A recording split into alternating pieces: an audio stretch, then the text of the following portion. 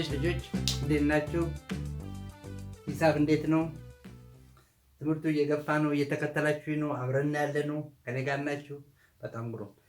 እንግዲህ ዛሬ ይህ የጀመርነው ሰፊ ርዕስ ማለት የሙሉ ቁጥሮች ስርዓትና አራቱ መሰረታዊ ስሌቶች 25ኛው ክፍለ ጊዜ ነው። በ24ኛው ክፍለ ጊዜ እና በ23ኛው ክፍለ ጊዜ ላይ በአብዛኛው ያተኮርነው ስለ ተከፋይነት ደንቦች ነው። እንግዲህ እንደነገርኳችሁ ደንብ ብለን የምንወስደው ነገር የለም።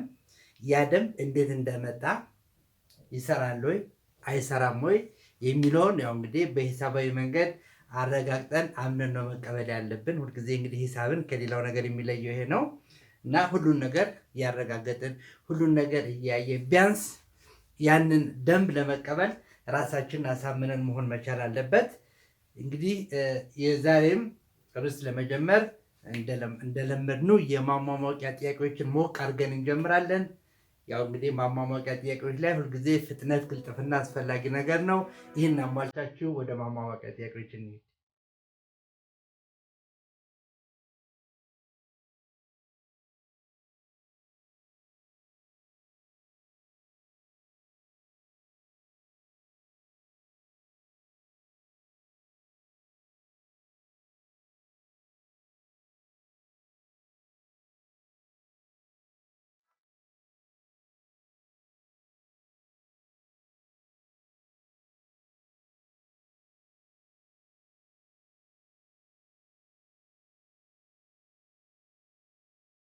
ነው በቂ ጊዜ ወሰዳችሁ? በደንብ ተሰራ? እሺ የሚቀጥለው ምንድን ነው? በታማኝነት የሰራችኋትን ጥያቄ ማረም፣ ከዛ የት እንዳለ ማወቅ። የት እንዳለን ካወቅን በኋላ ምን እንደጎደለን አይተን የሚቀጥለው ላይ ደግሞ ያንን ጉድለታችንን አሻሽለን ከሂሳብ ጋር ወደፊት ለመሄድ እንሞክራለን። እስኪ መልሱ ነው አንዴ።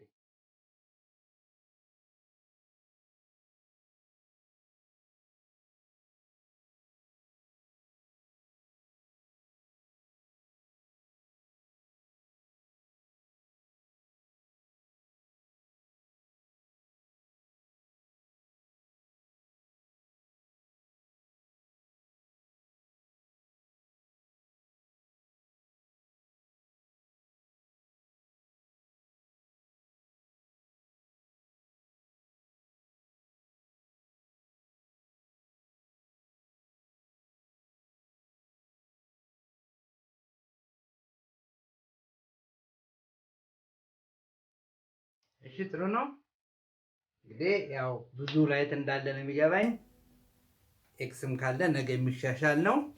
አሁን ወደ ረቱ ትምህርት ከመግባታችን በፊት እንግዲህ እንደነገርኳችሁ እነዚህ የተካፋይነት ደንቦች ብለን ባለፈው ክፍለ ጊዜ ያየናቸው ደንቦች በጣም አብሮን የሚሄዱ መሆናቸውን ተረድተናል። ማለት ለሁሉም ክፍል ደረጃ ከአራትም አምስትም ስድስትም ሰባትም በእንግሊዝኛ ተተርጉሞ ምን ነበር ዲቪዚቢሊቲ ቴስት ተብሎ ይመጣል። ዘጠነኛም ስትሄዱ ይመጣል። ወደ ላይም ስንሄድ ይሄ ነገር በጣም አስፈላጊ መሳሪያ አስፈላጊ የሂሳብ መሳሪያ መሆኑን አይተን እንግዲህ ነገሩ እንደገባን እርግጠኛ ሆነን ማለፍ አለብን። እስቲ እንግዲህ አጭር የሆነች ምን ነገር ሰራን? እስቲ እነዚህ የተካፋይነት ደንቦች ምንድን ናቸው? እኔ እንግዲህ ምንድን ነው አሁን ይሄን የተካፋይነት ደንቦች በ2 ደቂቃ ውስጥ ሰመራይዝ አድርገን በህግ ልንጽፈው እንችላለን። ግን ዋና ፍላጎት ይሄ አይደለም። እኔ የምፈልገው ሂሳብን ሂሳባዊ በሆነ መንገድ እንድትማሩት ነው። ለምን ሆነ፣ ምንድን ነው የሚሆነው፣ ለምንድን ነው የሰራው የሚለውን ነው። እስቲ ያችን መሰረታዊ ነገር ስንሰራት በደንብ ለዛሬውም ክፍለ ጊዜያችን ለምናደርገው ገለጻ በጣም አስፈላጊ ስለሆነ በጣም ባጭሩ ምን እንደሰራን እስቲ የተካፋይነት ደንቦችን አጠር አድርገን እንሄዳለን። በዚህ በተካፋይነት ደንቦች ላይ ምን ነበር ዋና የወሰድነው መሰረታዊ ሀሳብ? ወደ ተካፋይነት ደንቦች ስንሄድ መጀመሪያ የተነሳንበት ሀሳብ ምንድን ነው? አንድ ነገር ሰራን። ለምሳሌ 6ን ለ2 አካፈን። 6 ሲካፈል ለ2 ይሆናል 3 ነው። ይሄ እንግዲህ በብርቱካኖችም አካፍለን በምንም ሆነን እዚህ ደረጃ ደርሰናል። ይሄ አምነን የተቀበሉ ነገር ነው ማለት ሰርታችኋል። እንዴት እንደሚመጣ በሚገባ አይታችሁታል። አሁን ከዚህ በመነሳት ሌሎቹን በምናረጋግጥበት ጊዜ 6 ለ2 3 መሆኑን እርግጠኛ ከሆንን 6 ለ2 ምንድን ነው ብለናል? ተካፋይ ነው። ዋናም የዛሬ ርዕሳችን እዚህ ላይ ያተኮራል። 6 ለ2 ተካፋይ ነው ብለናል። 6 ለ2 ተካፋይ ከሆነ 5 ጊዜ 6ም ለ2 ምንድን ነው? ተካፋይ ነው። ውጤቱ ስንት ነው ቢባል የቅድም ውጤት 3 ስለሆነ ይህ ውጤት በ5 ይባዛል እንደማለት ነው። ስለዚህ እዚህ ጋር 3 ካየን ውጤቱን 15 መሆኑን እንቀበላለን።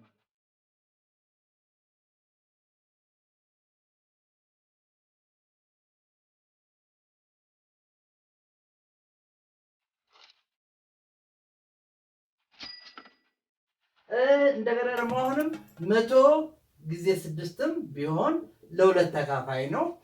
6 ለ2 3 ጊዜ ከሆነ 100 ጊዜ 6 ለ2 ስናካፍለው ደግሞ ይህን ውጤት በመቶ የማብዛት ጥያቄ ስለሚሆን 300 ይሆናል ማለት ነው። እንግዲህ አንድ የተነሳንበት አንድ ከምናውቀው ነገር ጋር ተነስተን ወደሚቀጥለው እንዴት እንደሄድን አይተናል። ከዛ አንድ የተጠቀምንበት መሰረታዊ ሀሳብ ደግሞ ምን ነበረ? ለምሳሌ 16 ሲደመር 4 የሚባለውን ቁጥር 16 ሲደመር 4 የሚባለውን ቁጥር ይህ ቁጥር ለምሳሌ ለ8 ተካፋይ ነው ወይስ አይደለም የሚለውን ነገር ለማወቅ አንድ ቀለል ያለ ሐሳብ 16 ለ8 ተካፋይ ነው ካል 16 ለ8 ስንት ጊዜ ይደርሳል? 2 ጊዜ ነው። ያንን ያወቀ ሰው ማረጋገጥ የሚጠበቅበት 16 ሲደመር 4 የሚለው ድምሩ ለ8 ተካፋይ ነው ወይ አይደለም ለማየት ይሄን በነጠላ ማየት እንችላለን። ማለት 16 ለ8 ተካፋይ መሆኑን ካወቅንና 4 ደግሞ ለ8 ተካፋይ ነው ወይስ አይደለም የሚለውን በመወሰን ይህ አጠቃላይ 16 ሲደመር 4 ለ8 መካፈል ወይም አለመካፈሉን ማየት እንችላለን። እንግዲህ በተካፋይነት ደንቦች ላይ ከዚህ መሰረተ ሐሳብ ወደዚህ ሄደን ከዛ የምናውቃቸውን ለምሳሌ የመጀመሪያ ቀን ያጠናነው ምን ነበረ? ለ2 ለ4 ለ8 ተካፋይ የሆኑና ያልሆኑ ቁጥሮችን ለየን። ለዛ መሰረት የሆነ ምን ነበረ? ለዛ መሰረት የሆነ በማሟሟቂያ ጥያቄያችሁ ላይ ምን ነበር የሰጣችሁ? 10ን ለ2 አካፈልን። 10 ለ2 ተካፋይ መሆኑን አወቅን። ከዛስ 100ን አየን። 100 ደግሞ ለ4 ተካፋይ መሆኑን አወቅን። 100 ለ4 ስንት ነው? 25 ጊዜ ነው። ቀጥሎ ወሰዱ ደግሞ ስለ 8 ቤት ለማውራት ሺን አወቅን። 1000 ሲካፈል ለ8 ስንት ነበር? 125 ነው። እና ትዝ ካላችሁ የ2ን የ4ንና የ8ን ተካፋይነት ደንብ ለማውጣት ከነዚህ ቁጥሮች ላይ ነበር የተመሰረተው። አሁን አንድ ቁጥር እንውሰድ።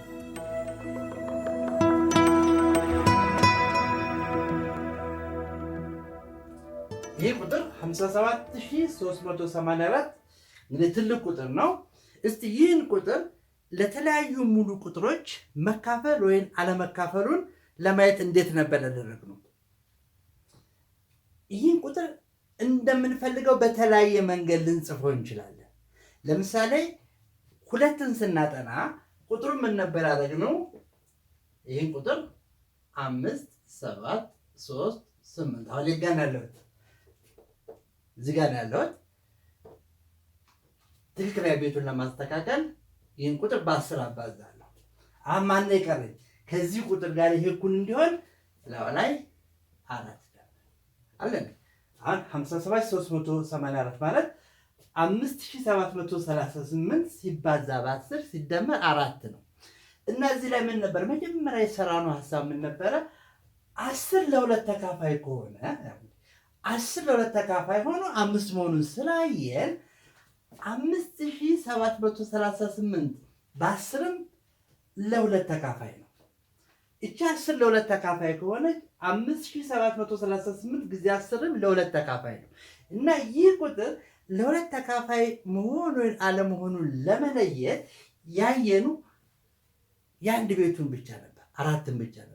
እንደገና ቀጥላችሁ እንደገና እንዴት ጻፋችሁት? ይሄን ቁጥር እንደገና ደግሞ ይሄን 573 ይሄን አሁን እዚህ ጋር ያለው 573 ነው። በስንት ባባዛው ነው ይሄን ቁጥር መልሼ የማገኘው? ይሄን ቁጥር መልሼ የማገኘው ይሄንን በ100 ባባዛው ነው። አሁን ይሄን በ100 ባባዛ የት ድረስ ደርሻለሁ? 57300 ነው። እና ማን ልደምር ላው ላይ 84 ልደምራለሁ። እሺ አሁን ይሄን ደግሞ ለምን ነበር የተጠቀምንበት? 100 ለ4 ተካፋይ መሆኑን አይተናል። 100 ለ4 ተካፋይ ከሆነ 573 ጊዜ 100 ለ4 ተካፋይ ነው። ስለዚህ ይህ ቁጥር ለ4 ተካፋይ መሆኑን ለማወቅ 84ን ብቻ ማየት በቂ ነው ማለት ነው። ልክ አሁንም ወደዚህ ነው የምትመለሱት። ይህን ቁጥር እንደ ሁለት ቁጥር ድምር አድርገን የጻፍነው እንደ ሁለት ቁጥር ድምር አይተን የመጀመሪያው ለ4 ተካፋይ ከሆነ 84 ለ4 ተካፋይ ከሆነ አጠቃላይ ቁጥሩ ለ4 ተካፋይ ይሆናል ብለን ነው። እንደገና ደግሞ ወደ 8 ቤት ስንገባ እንዴት ነበር ያደረግነው? ወደ 8 ቤት ለመግባት ወደ 8 ቤት ስንገባ ደግሞ ይህን ቁጥር እንዴት አድርገን የጻፍነው? ለሺ ነበር ለ8 እንደሚካፈል እርግጠኛ ሆነን ያየነው። ብዙ ቁጥሮች አሉ፣ ግን 57ን በ1000 ሳብዛው ስንገባል 57 ሺህ። አሁን ማን ቀረኝ? 384። ለምንድን ነው ወደዚህ የመጣ ነው? 1000 ለ8 ተካፋይ መሆኑን እርግጠኛ ስለሆነን 57 ሲባዛ በ1000 ለ8 ተካፋይ እንደሆነ እናውቃለን። ልክ 16 ለ8 ተካፋይ እንደሆነ ሁሉ 57 ጊዜ 1000 ለ8 ተካፋይ ነው። ስንት ጊዜ ደርሷል ብትባሉስ? ማለት 57 በ1000 ለ8 ቢካፈል ስንት ጊዜ ደርሷል ቢባል ቀላል ነው። ምክንያቱም 1000 ለ8 125 ጊዜ ከደረሰው 57 ጊዜ 1000 ደግሞ ለ8 ሲካፈል 57 በ125 ነው። 57 በ125 ማብዛት ነው። እና ይህ ቁጥር ለ8 መካፈሉና ለመካፈሉን ለማየትም የመጨረሻዎቹን 3 ሆሄዎች ዋጋ 384 ነበር። እንግዲህ በዚህ ሁኔታ ለ2 ለ4 ለ8 ሰራ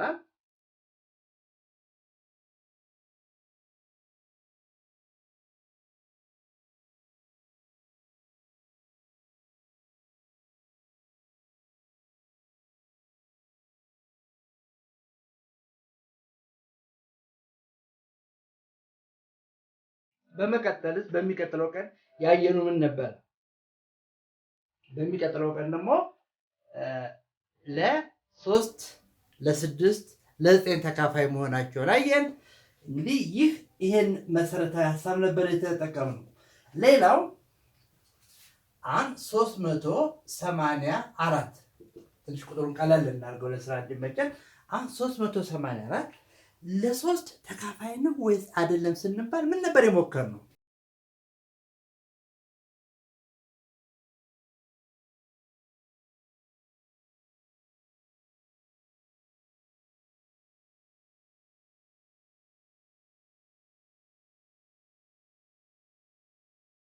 ምን ነበር ያደረግነው? 384 ለ3 ተካፋይ መሆኑን አለመሆኑን ለማየት ሆሄዎቹ ነው ዲጂትስ የምንላቸው the sum of the digits ዲጂቶቹ 3 8 4 ናቸው። እነዚህን ደመርንና ማንን ያረጋገጥ ነው? 3 ሲደመር 8 ሲደመር 4 አሁን 3 እና 8 11 እና 4 15 ነው።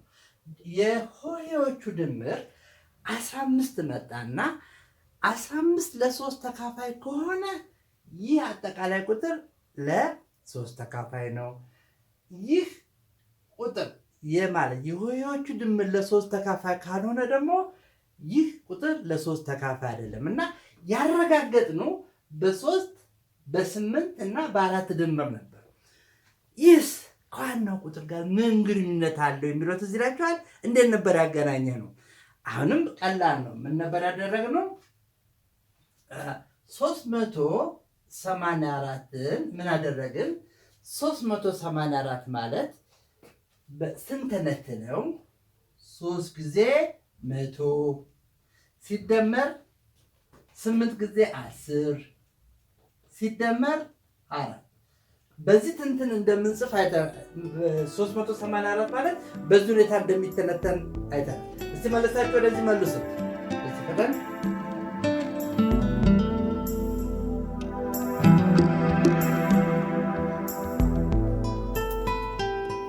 በጣም ጥሩ። እንግዲህ ቁጥራችንን ይህ መሆኑን አይተናል። እስቲ እንዴት ነው ይህንን ነገር ከሶስት ብዜት ጋር የምናገናኘው እንዴት ነው ብለን ስናይ ያንንም ልክ እንደዚሁ ብልሃት ተጠቀምን። ምን ነበር ያየነው? ይህ ማለት 3 ሲባዛ በመቶ መቶን እንዴት አድርገን ብንጽፋት ጥሩ ነው? ወደምንፈልገው ነገር ለመሄድ የምንፈልገውን ውጤት ለማግኘት መቶን 99 ሲደመር 1 ብዬ ብጽፋው ምንም ችግር የለውም። 3 ጊዜ መቶ ማለት 3 ጊዜ 99 ሲደመር 1 ማለት ነው። ሲደመር 8 ጊዜ 10 ማለት ደግሞ 8 ጊዜ 9 ሲደመር 1 አድርገን ጻፍ ነው። ሲደመር 4 አሁን መሰረተ ሀሳብ የፈለኩት እንድንረዳዳ የፈለኩት ወይ ህጉን ለመቀበል ያረጋገጥነው መጨረሻ 3 ሲደመር 8 ሲደመር 4 ብቻ ነበር ያረጋገጥነው። ማለት እዚህ ላይ ስንደርስ ምንድን ነው ልክ ለ57384 ለ8 መካፈሉን ለማወቅ እዚህ 384ን ብቻ ነበር የደመርነው። ለምን 57 ሲባዛ በ1000 ለ8 እንደሚካፈል እርግጠኛ ስለሆንን ነው። እስቲ አሁን ይሄን እንመልከተው። ምን እናገኛለን? እስቲ እንደገና እንስራ። 3 ጊዜ 99 ማለት ነው።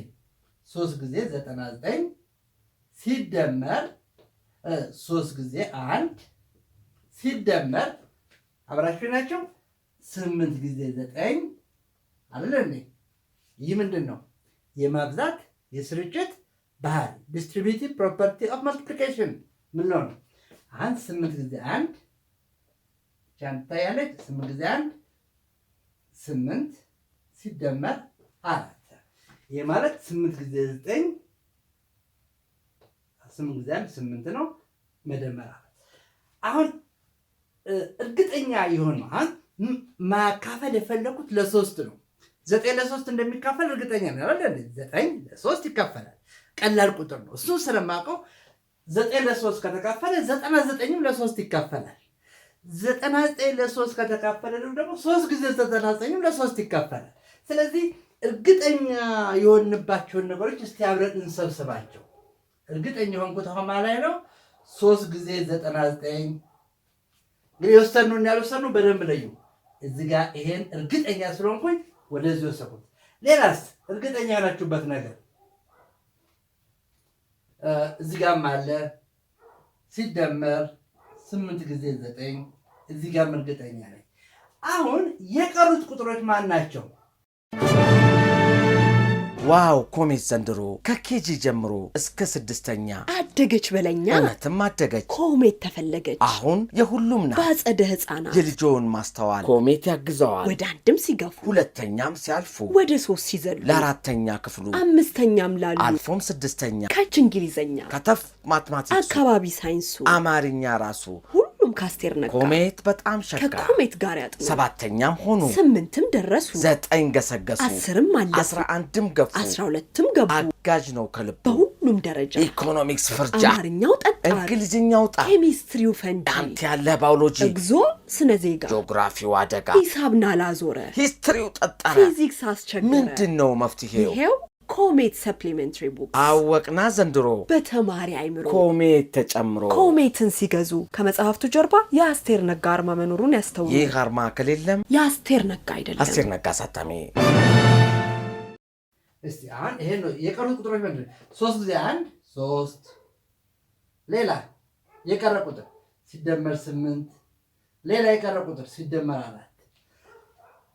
አሁን ቅድም እንግዲህ ልክ ወደዚህ አይነት አስተሳሰብ እንድንመለስ ነው። አሁን እዚህ ድረስ ያለው የ9 ብዜት ነው። 8 ጊዜ 9ም የ9 ብዜት ነው። 3 ጊዜ 99ም የ9 ብዜት ነው። እነዚህ ቁጥሮች ደግሞ እስከዚህ ድረስ ያለው ቁጥር ለ3 እንደሚካፈል እርግጠኛ ነኝ።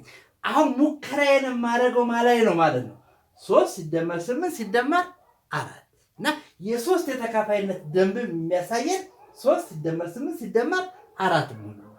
ይህ ቁጥር ስንደምረው ምን ይመጣል? 3 እና 8 11 እና 4 15 ነው።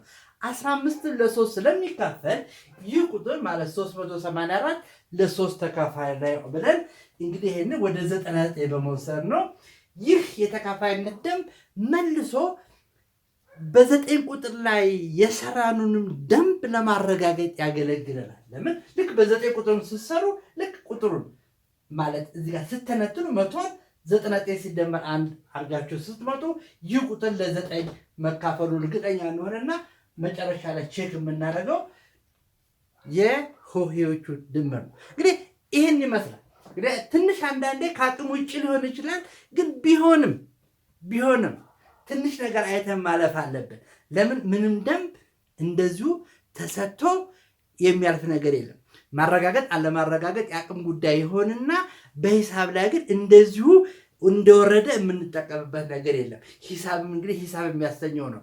ቢዩቲፉል ሳይንስ ነው። በጣም ቆንጆ ሳይንስ ነው ሂሳብ። በቃ ራሱን ያረጋግጣል። እንዴት እንደምንሄድ ይመራናል። ከትንሿ ነገር ተነስተን ከዚህ ይችን ነገር አውቀን ከዛ እየገነባን የምንሄድበት ነው።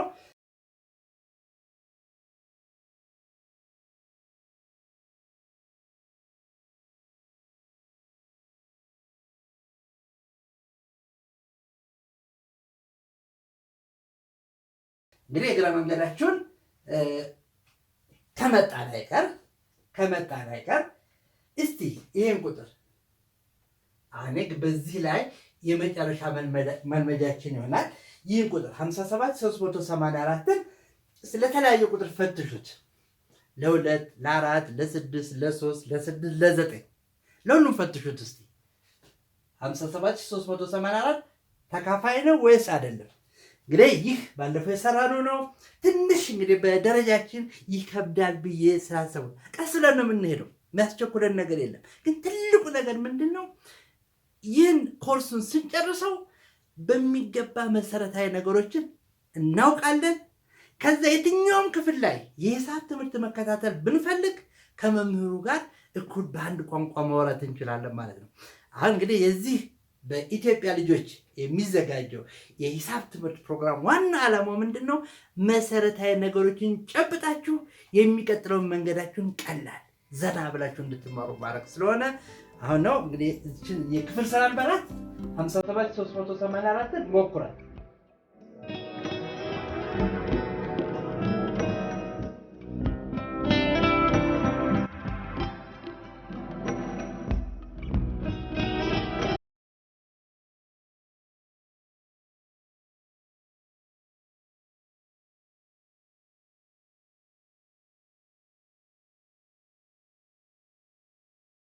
እሺ ልጆች እንዴት ነው ሞክራችሁ? ለማን ተካፋይ ሆነ? ለማን ተካፋይ ሆነ? እስቲ እንይ። እሺ አሁን እንግዲህ አብረን እንሰራ ነው። የወሰኑ ቁጥር ማን ነው? የወሰኑ ቁጥር እስቲ ይወጥ በደን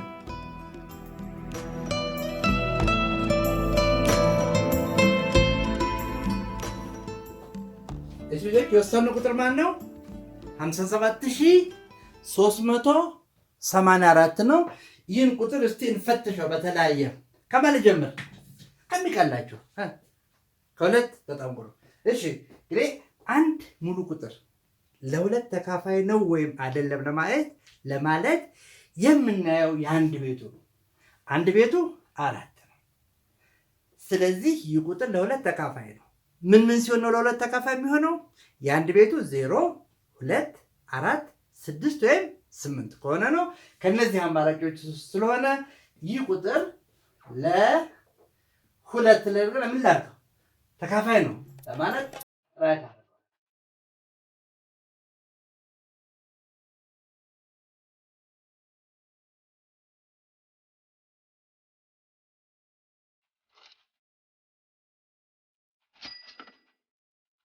ለሶስት ልሞክረው ነው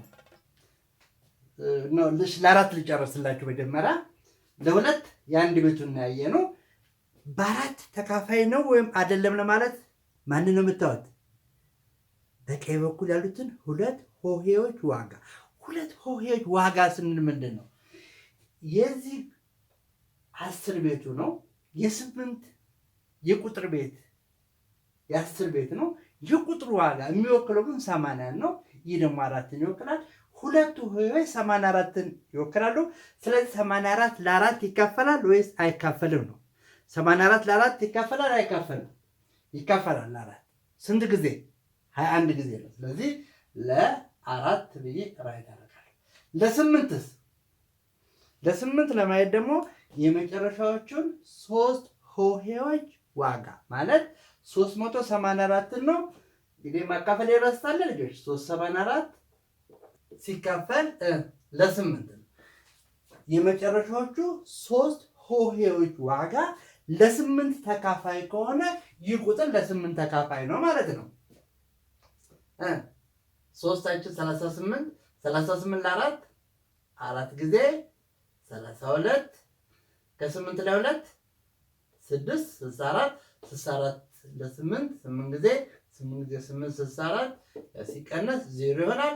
በጣም ጥሩ 384 ለ8 ተካፋይ ስለሆነ ይህ ቁጥርም ለ8 ተካፋይ ነው። ለ8 ተካፋይ ነው እና ስንት ጊዜ ደርሷል ብትባሉ 57 ሲባዛ በ1000 57 ሲባዛ በ1000 ማለት ነው። ይሄ ቁጥር ሲደመር 384 ነው። 384 48 ጊዜ ስለደረሰን እዚህ 57 ሺህ ደግሞ ስንት ይደርሳል?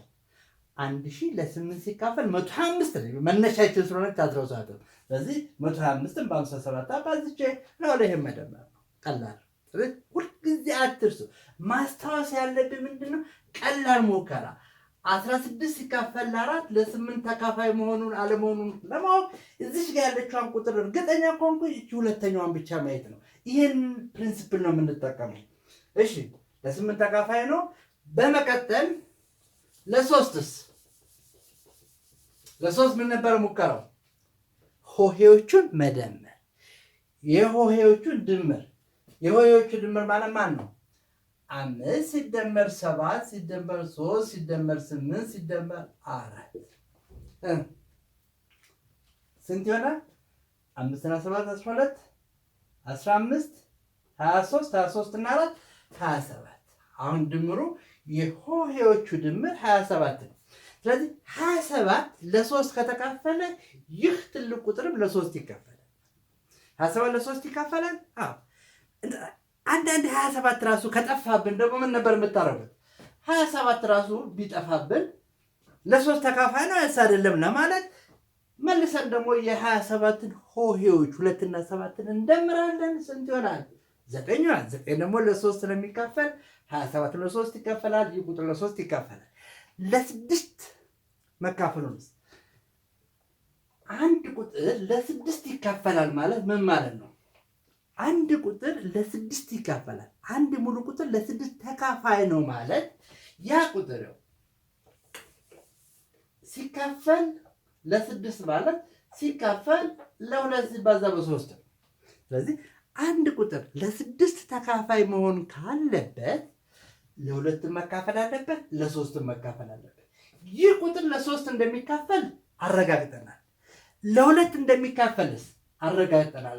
ለምን? የአንድ ቤቱ 4 ስለሆነ። ስለዚህ ሁልጊዜ ሆሄዎቹን ትደምራላችሁ።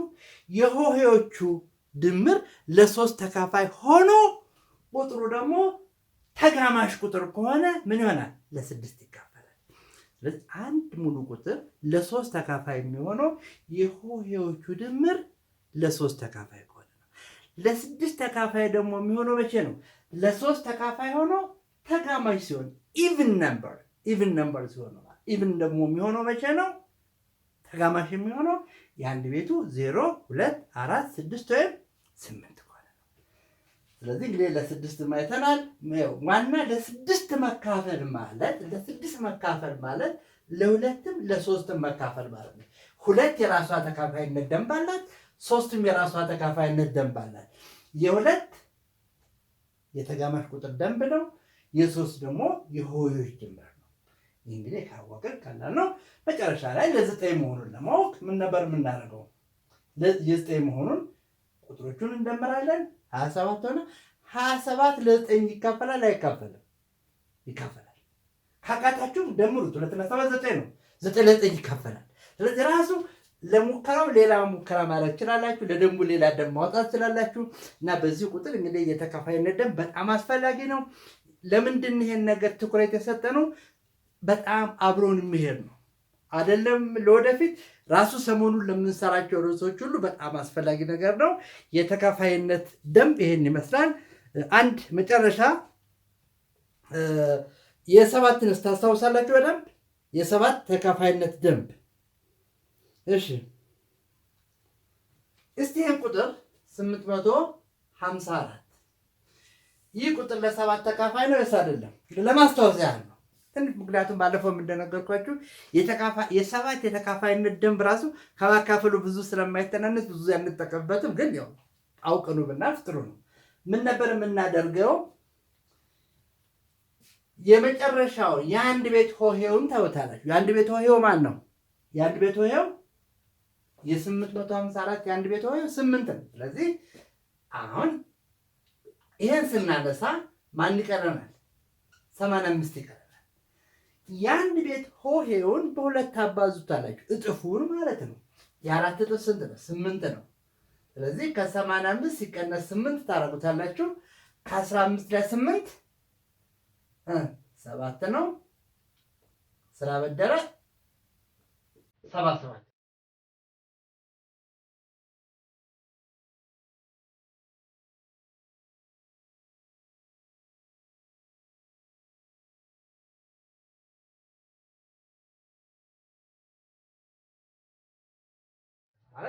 ከ85 ላይ የ4.8 ስቀንስ 77 ይቀራል። አሁን 77 ለ7 ይካፈላል ወይስ አይካፈልም ነው? 77ን ለ7 እናካፍለዋለን። ስንት ጊዜ ይደርሳል? 7 ጊዜ ይደርሳል። ይቅርታ 11 ጊዜ ይደርሳል። 11 ጊዜ 7 77 ይሆናል። ስለዚህ 77 ለ7 ተካፋይ ስለሆነ 854ም ለ7 ተካፋይ ነው። እንግዲህ የሰባት የተካፋይነት ደንብ ይሄን ይመስላል።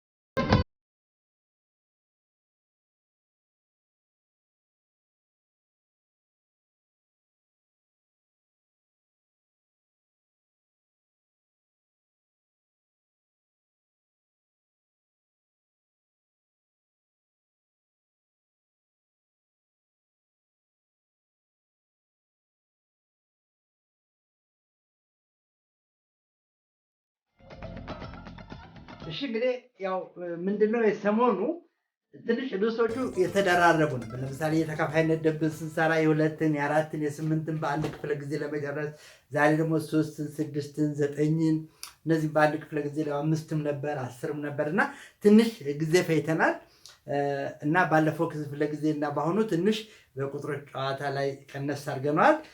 የሚቀጥለው ላይ ግን ትንሽ አጠር አድርገን ዋናውን ክፍለ ጊዜው ቁጥሮቹ ላይ እንሄዳለን። ባለፈው አንድ ትንሽ የሰጥኋችሁ ነገር ነበር አለ እንዴ? እንደውም ክፍለ ጊዜው አልቆ በጽሁፍ ነበር የቀረበላችሁ። ምን ነበር ያ ጥያቄ? የመጀመሪያዎቹን 50 ኢተጋማሽ ሙሉ ቁጥሮች ድምር ማግኘት ነበረ። እንግዲህ ይህንን ብዙ ሰርተናል። ከመልመጃው ላይ መጀመሪያ ያሳየኋችሁ ነበረ። ምን ነበር ያሳያችሁ? አንድ ጊዜ ቶሎ ቶሎ እንግዲህ ዛሬ መደመር ጎበዝ ስለሆናችኋል ቶሎ ቶሎ ከኔ ጋር መሄድ መቻል አለባችሁ። እዚህ ጋር 1 ሲደመር 3ን ጽፌያለሁ።